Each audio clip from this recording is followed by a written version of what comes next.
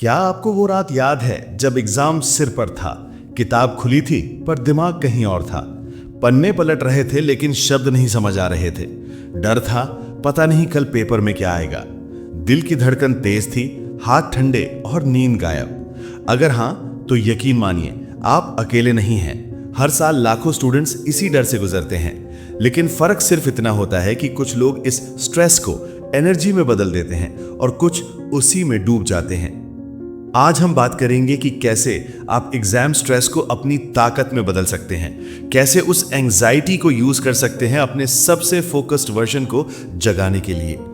कहानी शुरू होती है आरव से, एक 17 साल का लड़का जो बोर्ड एग्जाम्स की तैयारी कर रहा था।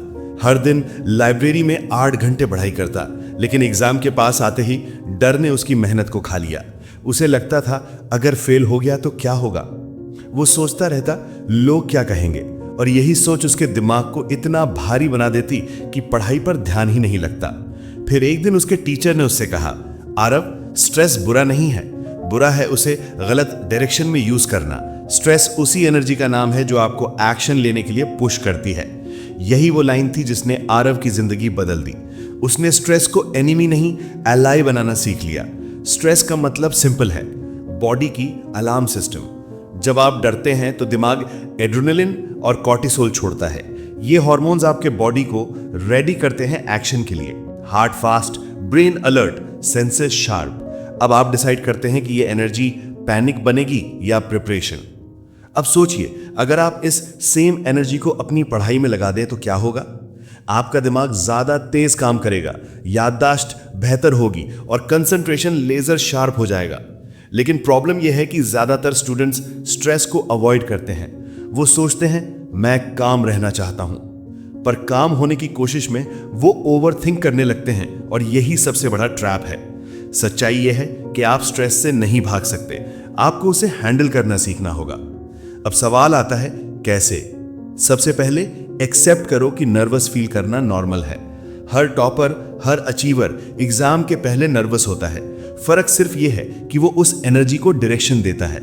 जब भी स्ट्रेस लगे खुद से कहो, मैं डर नहीं रहा हूं, मैं तैयार हो रहा हूं। यह लाइन आपकी सोच को इंस्टेंटली रिवायर कर देगी।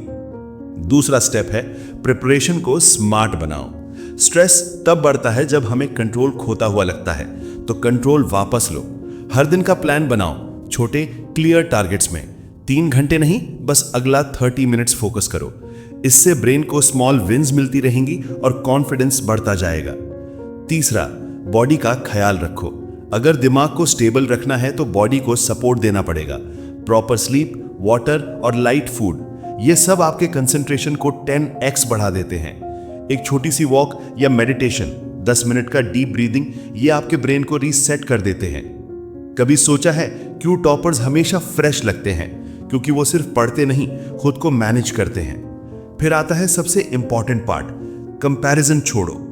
एग्जाम स्ट्रेस का सबसे बड़ा रीजन है दूसरों से तुलना। उसने सिलेबस फिनिश कर लिया, मैंने नहीं। वो टॉपर है, मैं एवरेज हूं। लेकिन सच यह है कि हर किसी की स्पीड अलग होती है, बस डायरेक्शन सही होनी चाहिए।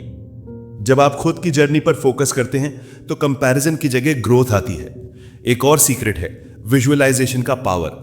हर रात सोने से पहले इमेजिन करो आप एग्जाम हॉल में बैठे हो, कॉन्फिडेंट हो, क्वेश्चन पेपर खोलते ही मुस्कुराते हो, क्योंकि आपको सब आता है। ये इमेजिनेशन आपके सबकॉन्शियस माइंड को बिलीव करा देती है कि आप केपेबल हो, और जब सबकॉन्शियस बिलीव करता है, बॉडी उसी डायरेक्शन में काम करने लगती है। अब आते हैं एग्जाम डे पर। उस दिन कोई नया चैप्टर मत पढ़ो, जो आता है वही रिवाइज करो। अपने फेवरेट सॉन्ग सुनो, डीप ब्रीदिंग करो और खुद से कहो, मैंने मेहनत की है, अब भरोसा खुद पर है। एग्जाम हॉल में जब पेपर सामने आए तो एक बार मुस्कुराओ।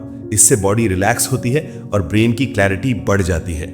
और अगर पेपर टफ आए तो पैनिक मत करो।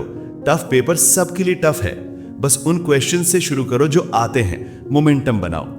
एग्जाम में जीतने वाला वो नहीं होता जिसे सब आता है, बल्कि वो होता है जो काम रहकर सोच पाता है।